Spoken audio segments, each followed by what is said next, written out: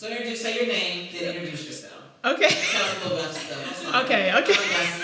Like, wait, just my name? Okay, and my story. And tell us a little about who you are. Okay. All right.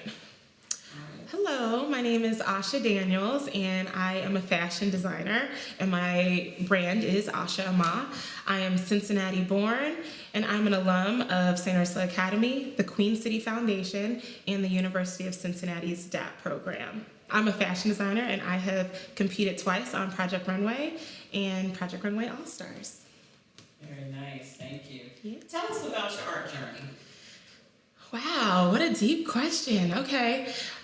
So growing up as a kid, I always gravitated towards self-expression, fashion, art, but I never thought that it would be a career for me.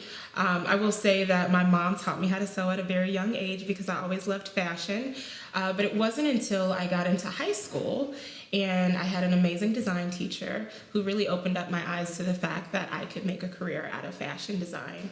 And that's also where I met Toylin O'Neill, who has been a major mentor and guider of me in my art career. And from there, I went to the University of Cincinnati's DAP program, and I was in the fashion design program. I really worked the full spectrum of the fashion industry, from corporate fashion design to couture fashion design.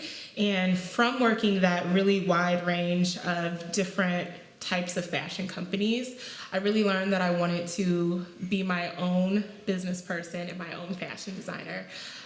So from there, I graduated and I went on Project Runway, where I did pretty good. I came home, I started my brand, and then I most recently was on Project Runway All-Stars.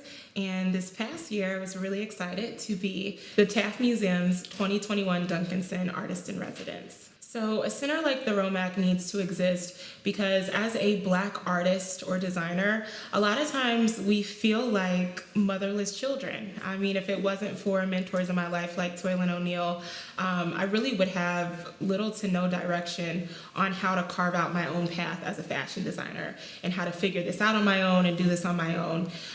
So a center like the ROMAC would give artists of color a home base, a place to feel at home, a place to create from the comfort of being at home, and a place to connect to other artists, to create freely, and to have our work on display.